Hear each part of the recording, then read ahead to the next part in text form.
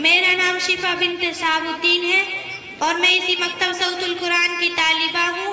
میں آپ حضرات کے سامنے 26 جنوری کے عنوان پر ایک تقریر پیش کرنا چاہتی ہوں، آپ حضرات توجہ سے سنیں۔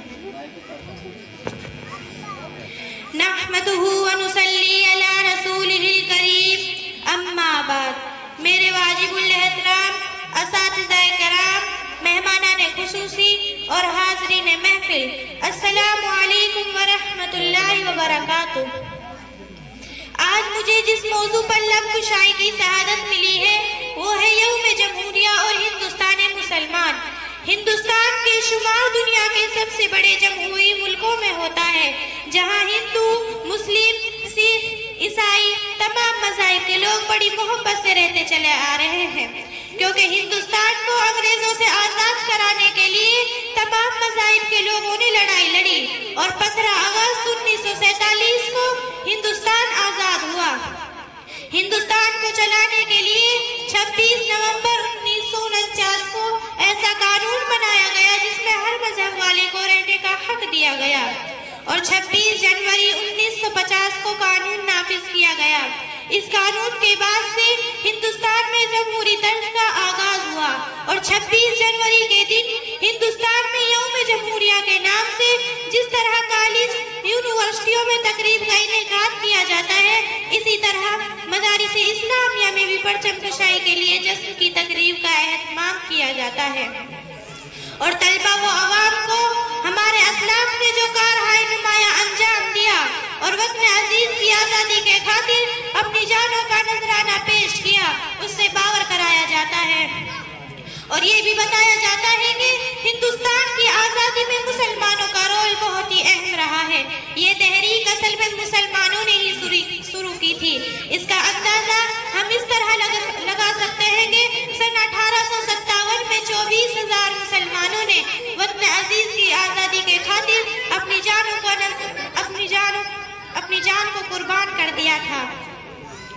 اور کسی شاعر نے کیا ہی خوب کہا ہے کہ گلستہ کو لہو کی ضرورت پڑی، سب سے پہلے گردن ہماری کٹی، کہ گلستہ کو لہو کی ضرورت پڑی، سب سے پہلے گردن ہماری کٹی، پھر بھی کہتے ہیں مجھ سے یہ اہل چمن، یہ چمن ہے ہمارا تمہارا نہیں۔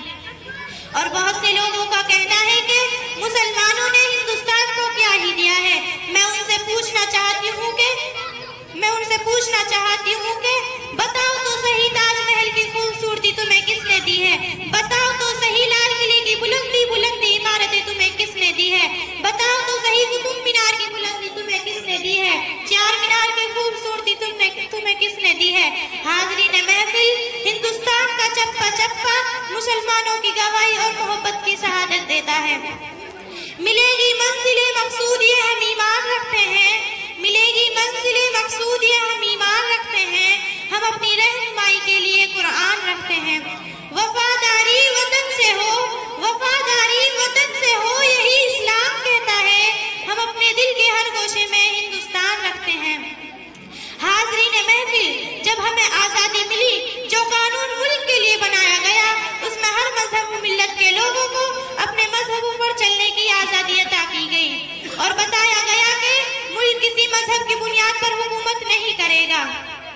اس لیے دستور کے 42ویں ترمیم کی روح سے ہندوستان کو سیکولر اسٹیٹ کہا گیا ہے، جہاں ہر مساوی طور پر ہندوستان کو احترام لازم قرار دیا ہے۔ قانون ہند کے مطابق ہر ہندوستانی شہری چاہے وہ کسی بھی مذہب کا ماننے والا کیوں نہ ہو، قانون کی نگاہ میں برابر ہے، اور ہر شہری کو آزادی رائے، آزادی خیال، آزادی مذہب کا حق حاصل ہے، اور دستور ہند میں اقلیتوں کو ان کا حق دیا گیا کہ وہ اپنے علیحدہ تعلیمی ادارے قائم کر سکتی ہیں، اپنی تہذیب و تمدن اور زبان کو فروغ دے سکتی ہیں، اور اپنے مذہب کی اطاعت کر سکتی ہیں۔ لیکن افسوس کہ برابری کے حقوق ملنے کے بعد آج بھی مسلمانوں پر ظلم کیا جا رہا ہے، کبھی گھر واپسی کے نام پر تو کبھی جہاد کے نام پر، کبھی راجستھان میں مسلمان ہونے کی بنا پر افروز الاسلام کو زندہ جلا دیا جاتا ہے، کبھی دہلی میں رمضان کے موقع پر ایک حافظ قرآن بچے پر چاقو سے حملہ کر کے اس کو موت کے گھاٹ اتار دیا جاتا ہے، کبھی ریاست جھارکھنڈ کے ایک گاؤں میں مندر کا جھوٹا بدھا بنا کر 25 بے قصور مسلمانوں پر پٹاخوں کے پیچھے ڈال دیا جاتا ہے. کبھی مسلمانوں کی آزاد پر سوال اٹھایا جاتا ہے, کبھی بھارت ماتا کی جے نعرہ لگوانے پر زور دلایا جاتا ہے, کبھی کچھ شدت پسند تنظیموں کے ذریعے اپنی مذہبی نعرہ لگوانے پر مسلمانوں پر ظلم کیا جاتا ہے, اور کبھی مسلمانوں نے ہند کا غدار بتایا جاتا ہے. اس کے باوجود بھی کسی سرپرست کے خلاف کوئی کارروائی نہیں ہوتی. ہم کو نہ ستائیے کہ گنہگار نہیں ہے, ہم کو نہ ستائیے کہ گنہگار نہیں ہے, یہ کس نے کہہ دیا تم کو ہم وفادار نہیں ہے. تلاشی شوق سے لے لو, تلاشی شوق سے لے لو ہمارے گھر مدرسوں کی, جہاں قرآن رکھتے ہیں وہاں پر بم نہیں رکھتے. حاضرین محفل اور کبھی مدارس اسلامیہ کے خلاف کوئی جھوٹا اور گھٹیا الزام لگایا جاتا ہے. میں ان سے کہنا چاہتی ہوں کہ وطن کے دشمنوں کو ہم کبھی ہمدم نہیں رکھتے, وطن کے دشمنوں کو ہم کبھی ہمدم نہیں رکھتے. ہم اپنے ملک سے اونچا کوئی پرچم نہیں رکھتے, اور جب جب بھی دیش نے مانگا لہو ہم نے دیا ہے, اور جب جب بھی دیش نے مانگا لہو ہم نے دیا ہے. ہم اہل وطن ہیں, کوئی غدار نہیں ہے. الغرض ان حالات کا مشاہدہ کرنے کے بعد یہ معلوم ہوتا ہے کہ مسلم اقلیتوں کو آئین میں ملنے والے تمام حقوق سے محروم کرنے کی مکمل کوشش زور و شور سے کی جا رہی ہے.